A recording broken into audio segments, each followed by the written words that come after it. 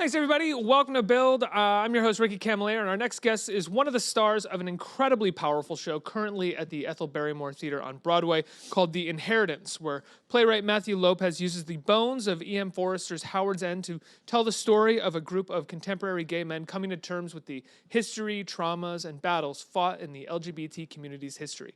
Andrew Burnap stars as Toby Darling, a writer struggling with a recent loss of love and a quest for fame, and he's here right now. Everybody, give a huge round of applause for Andrew Burnap. Let's hear it. Hey, thanks everybody. Thank you so much for being here. Yeah, thanks for having me. Thank you and the cast and everybody a part of the show who made me feel all of the feels on, on Sunday. I cried extremely hard on multiple occasions. Let's start with putting this show together. It's a two-part show, each part about 3 hours long, right? Yep. 3.5 hours long. That to me I love that, you know? If anyone is going to give you the money to make a 7-hour show, that means that there's some talent involved. So I'm game. Right. Here's hoping. Yeah. But what was it like putting this show together? It is a bare stage. It is mostly movement. Everything is about actors describing things both vocally and with their bodies. How did you guys get this thing together? I mean, when we first started, we truly had no idea what this was going to look like. I mean, it was, as you say, there's no set, there's nothing to hide behind. It's just bodies on stage telling a story, which seems like such a simple thing, and then you get down to it, you get down the bones of doing it, and you're kind of left wanting. It's almost like you're not used to that. Was the script at least broken up into scenes initially? Because I mean, it is a seamless transition into scenes on the stage. Yes, totally. So when I first read the play, it probably clocked in at about 9-10 hours. It was just this giant, beautiful mess. And the thing that was the hardest thing to swallow was that there was just so much of it.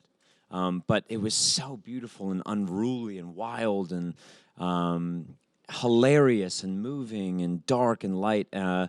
But we had no idea what we were going to do, how we were going to do it. And that's when the best stuff happens, is when you enter into a process having truly no idea how you're going to tackle something. And it was a room that was based on the idea that the best idea wins.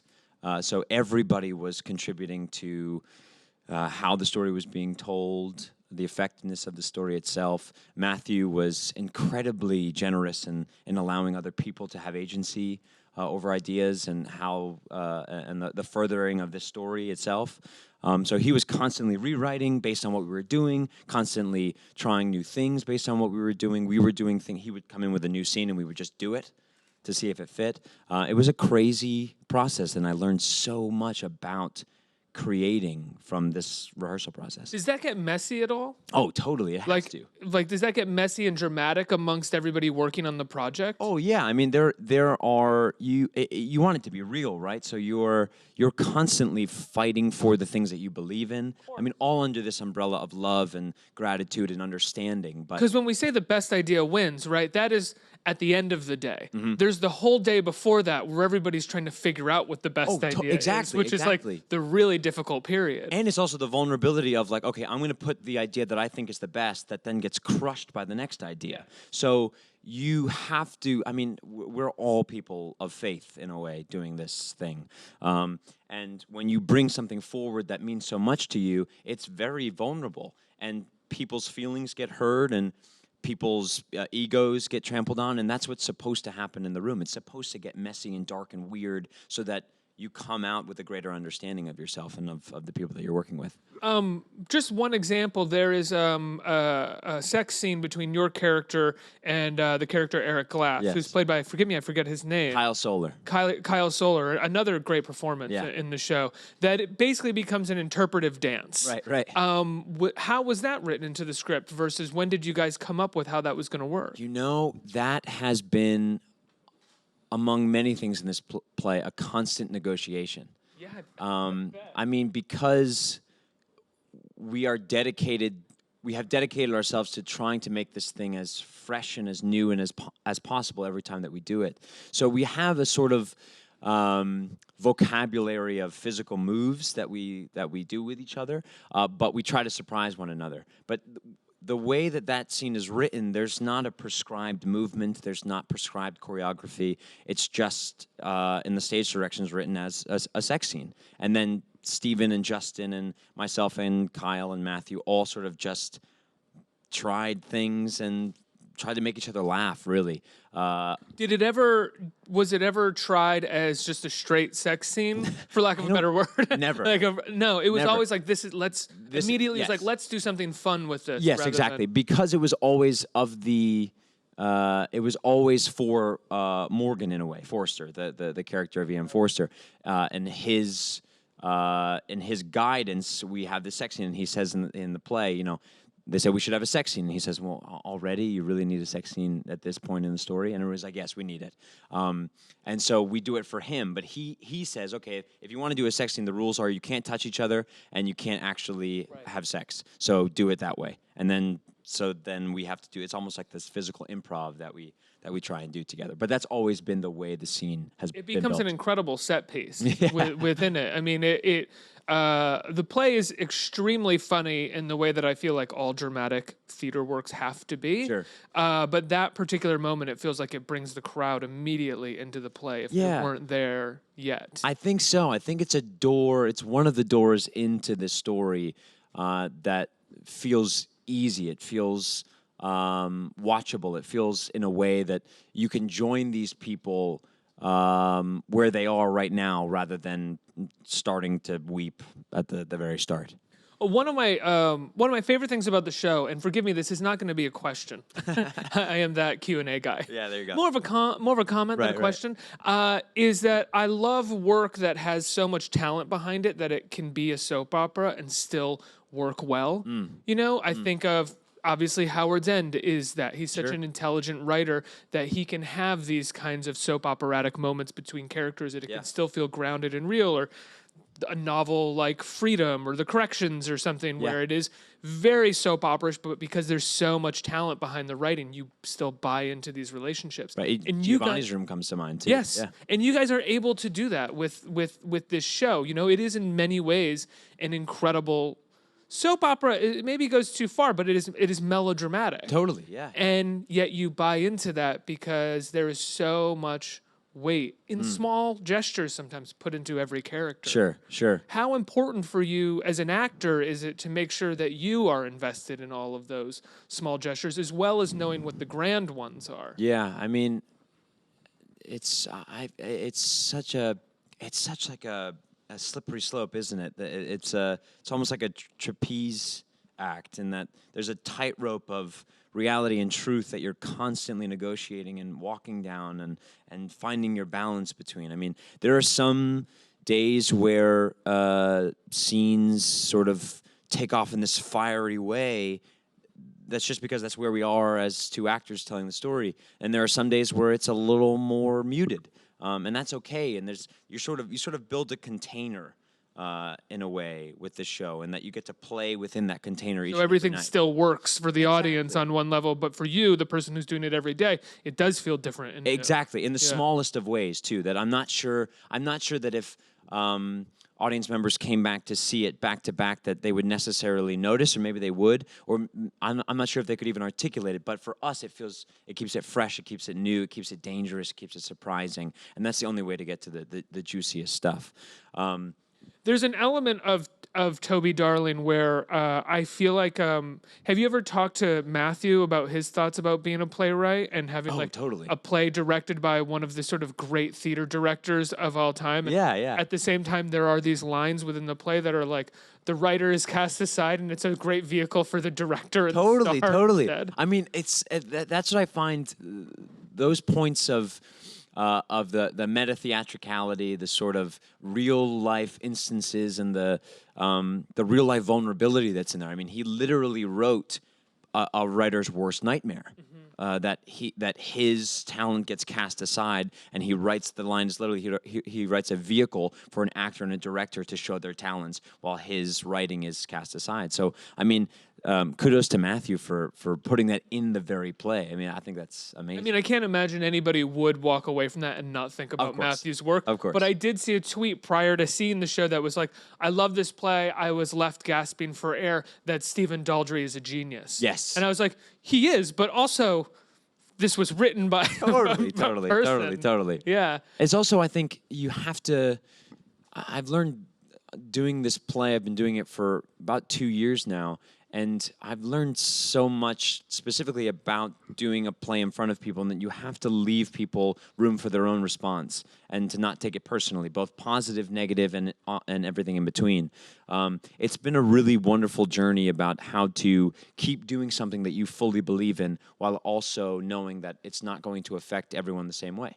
Absolutely. What have you noticed have been some of the effects or some of the conversations that you've heard that have opened your eye to it in a different way or made you second guess at times? Well, doing the play in London and then doing the play here, the responses have been quite different, both in good ways and bad ways. I think the inherent New Yorkness of this story, doing it here in New York, there's nothing like it. I mean, the references to New York, the references to things like Gramercy Park, and I mean, just elicit this sort of crazy response here in New York, where it would get a chuckle of acknowledgement in London, sort of from a distance. And London really knows how coveted a one-bedroom in Gramercy Park Exactly, with right, access to the park actually is, until they found themselves next to Gramercy Park and being like, why can't I go in here and just sit down? Exactly right. Yeah. So, I mean, what's also very interesting is when there's a reference to something a little bit more highbrow in New York, you can feel New Yorkers in the audience trying almost like it's like a competition to see who knows that reference more. So the reactions get louder and louder, which is it's so funny. I find it so endearing. And the London audiences, I think, appreciated this story for the most part at a distance almost. Watching an American play in London, I think, is a very different experience than watching a play as a New Yorker, specifically. For the older gay men who went through that time watching the story in New York, I can't imagine how close to home this story feels or could feel. Have you found that there's been any guardedness because of that as well with some of the audience in terms of responding to, like, they know this world so intimately? I'm sure they have extremely intimate opinions about having lived through that. Yeah, I mean, there are people who have said after the show that they'll say the phrase like, I can't really talk about it, and they start to get choked up. The insurmountable pain of that time, I think you could never underestimate. I mean, I think...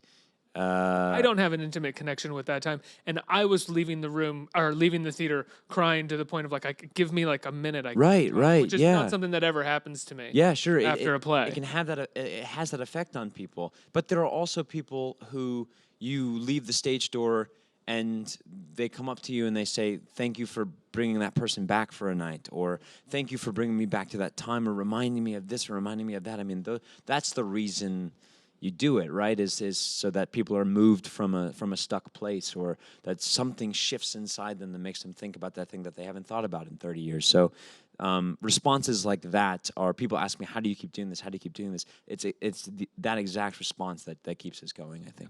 As I said, I've only seen part one, and I can't wait to see part two, and I have a feeling that your arc is really going to start taking shape in part two. But within part one, what is it like to be the sort of self-centered, almost amoral character within the play? It's so funny. When people describe Toby, sometimes it can really hurt my feelings in a way, because he's more self-centered than others, but I wouldn't say... Totally. I take amoral back, excuse me. Sure. I don't think he's amoral, because I actually felt during the fight with Toby and Eric, I felt very much for the both of them. Right. I mean, there are things you find out in part two of Toby's history and Toby's past and the experiences that have led him to make the choices that he makes today. I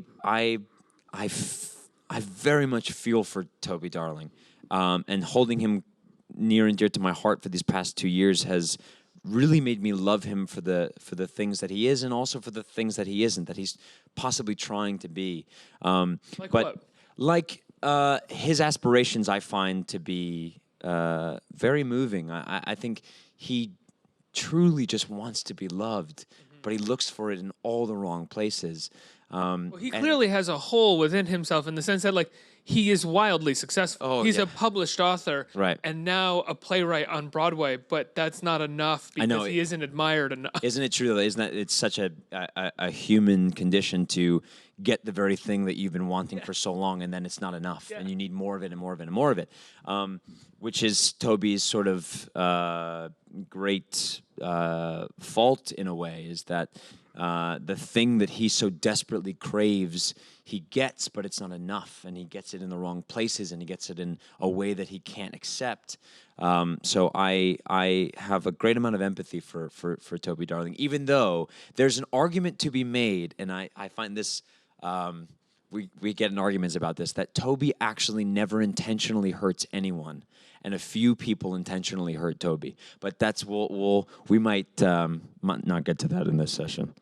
Wait, so Toby, I mean, I never found him to intentionally hurt anybody. I thought that was the dissolving. But try having this argument with Eric Glass. But that was just the dissolution of a relationship, which happens. I mean, at the end of a relationship, everybody's hurting.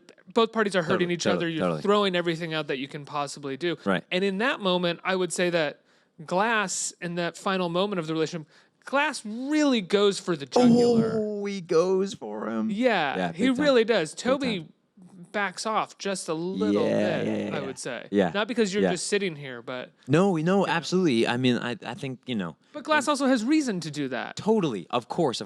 And that's what's so beautifully complicated about it, is they both have reasons to do it. They're both hurting because of different reasons. I think Toby is sometimes viewed as the bad guy, and I so desperately don't agree with that. Yeah, I don't think there's any sort of bad guy. I mean, the closest thing to bad guys in the play are the Wilcox sons. Oh, yeah, totally. That's really the closest thing to it. Yeah. Right, yeah.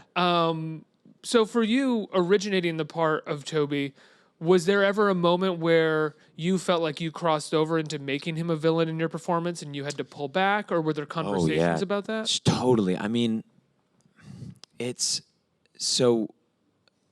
in the three iterations now, the places that we've done this play, the Young Vic in London, the West End, and now here, there have sort of been new investigations for all of us into who and how Toby Darling is played. I think at first there was a feeling that you could sort of lean into his nastiness a little bit too much, and so it was always about having a conversation, a live conversation with the audience of how Toby Darling is right now, from everything from his humor to how truly nasty he can be based on how hurt he is. But yes, it has been a constant negotiation on how to play Toby Darling, and how, in what, to use the word container again, where that container can go, how far this way the container goes, how far that way, and so we've ended up at this beautiful lost boy.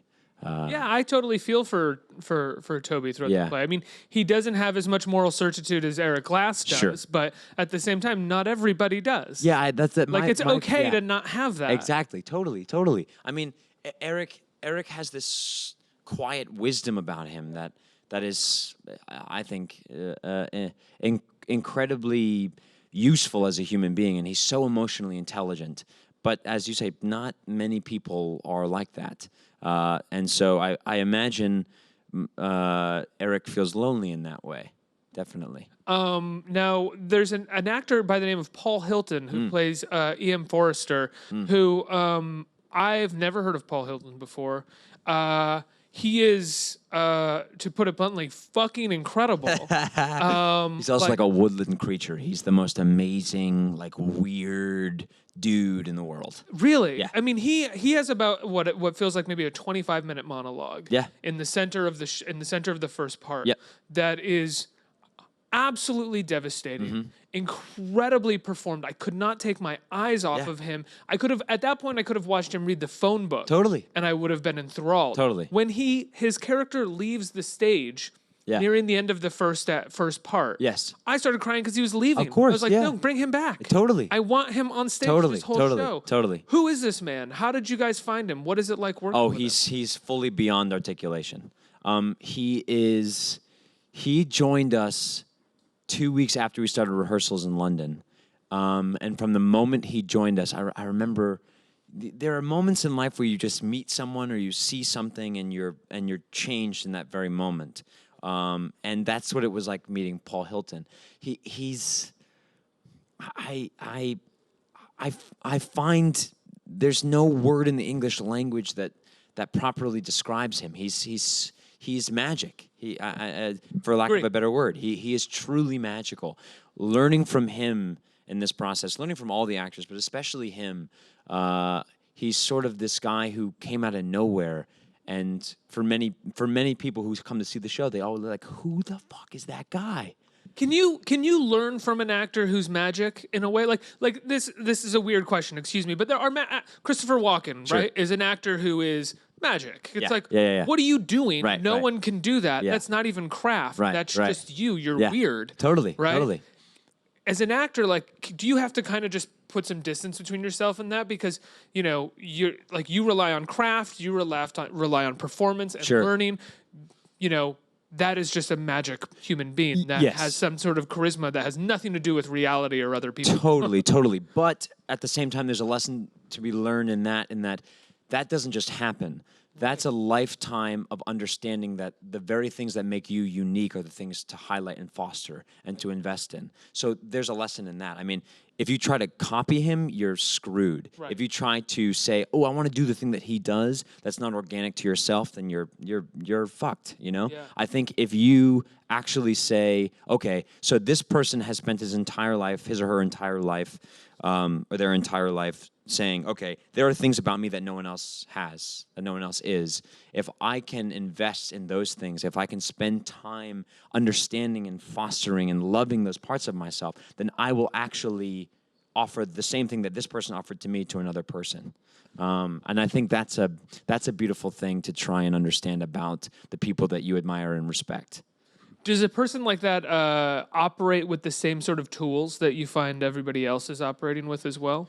That's a really interesting question. I mean, no, I think it's actually probably next to impossible for them to operate or be using the same tools. I think the tools that he uses are entirely idiosyncratic and of his own creation. I think there are sort of, objective tools that one can use in creation, but the subjective tools are the ones that make you you. Now, the play, as we said at the beginning, is about the history and the traumas, it basically inherited traumas within the LGBT community, and it very much talks about that and engages with it directly.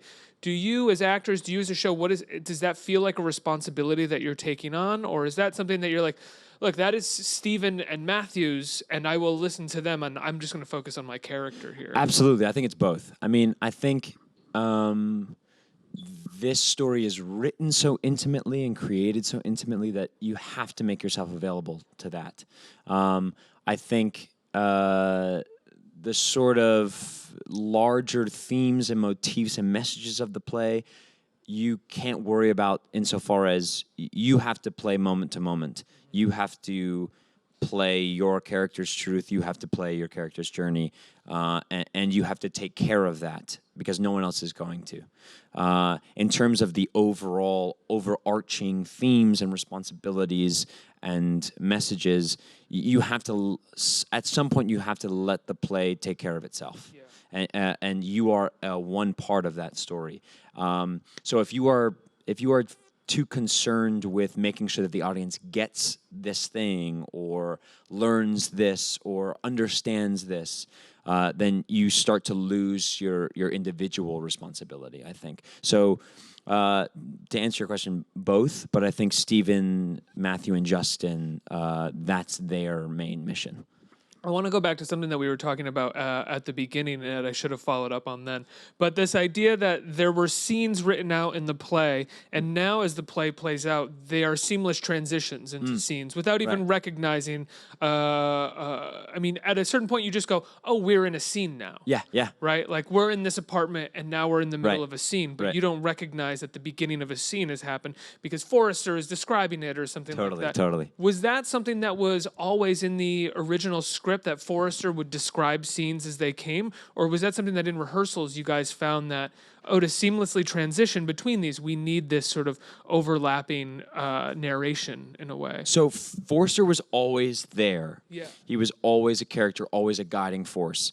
But in terms of the transitions, in terms of the very order of scenes, all that has changed drastically over time. Must have been such a fun tool to play with. It was crazy. Fun is one word to describe it. Terrifying is also. Really? I mean, there would be times where, specifically in tech and in previews, where we would do.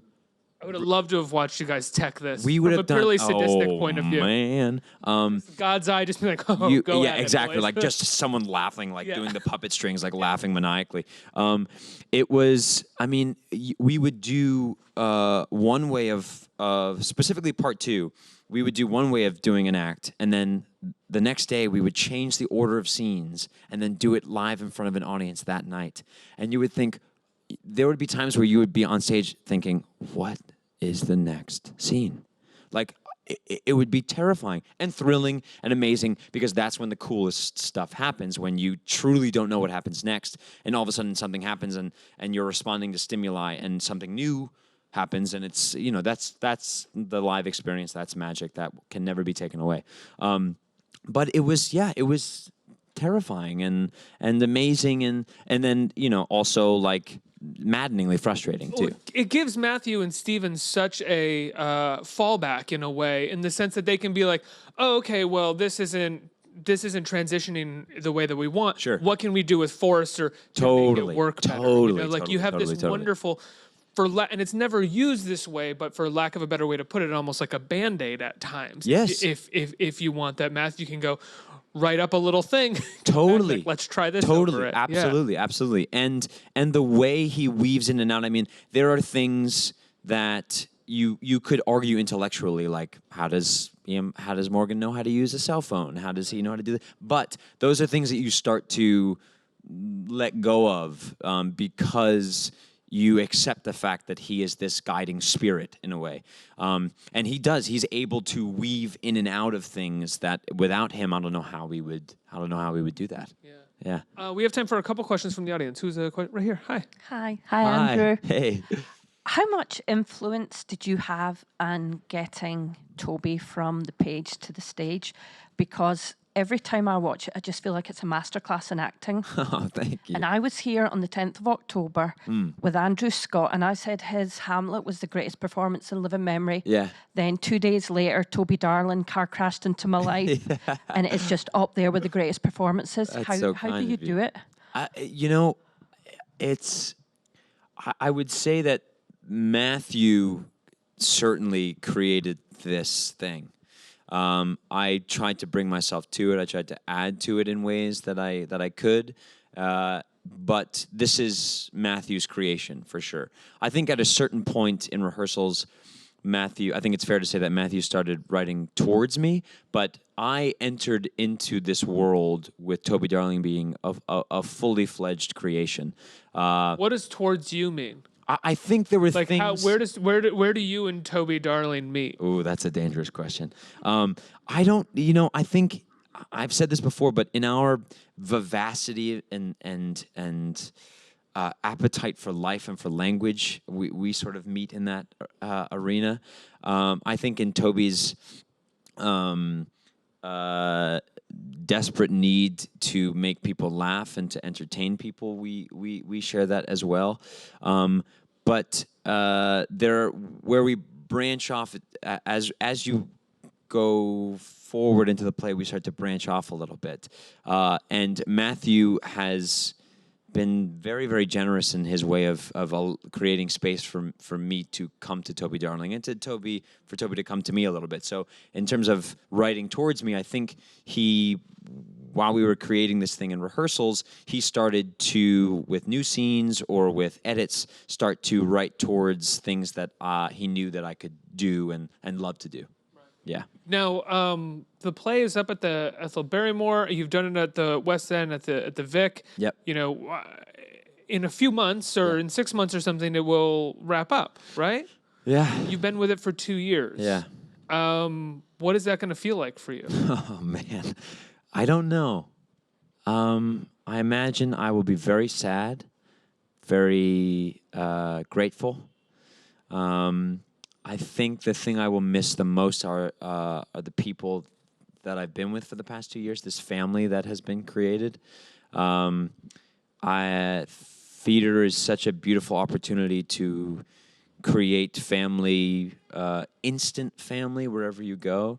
And usually that family then sort of dissipates in a way or retreats into the background after a couple months or a year if you're lucky. But to have a family like this for 2 years, and multiple families too, with different casts and different people, it's been, I've said this before and I mean it more every time I say it, it's been the greatest gift of my life. Yeah. I can't imagine originating a role like this, being in a show like this for 2 years, and then having it be out of your life. It's been a dream, a true dream. But yes, I think about what that will feel like a lot, because every time I've said goodbye to Toby, it's been I'll see you later, in a way. And this time that I say goodbye, I'm not sure that it's I'll see you later. I mean, I'm sure I'll see Toby Darling again in different forms. But my Toby will be passed on into memory, which I'm okay with, which I'm totally okay with, I think. But it will definitely be it'll be difficult. Yeah. One more question. Hi there. Hi. So as you guys were saying, doing the show for 2 years, same show, vastly different venues, and maybe even workshops before that. Do you find that doing the same show in different venues, doing it in a new venue, does it shift the show at all? Kind of like totally. energetically? Yeah. I mean, it has to, right? I mean, I think anytime I used to be terrified of change in my life, and doing this play has actually taught me that change is actually the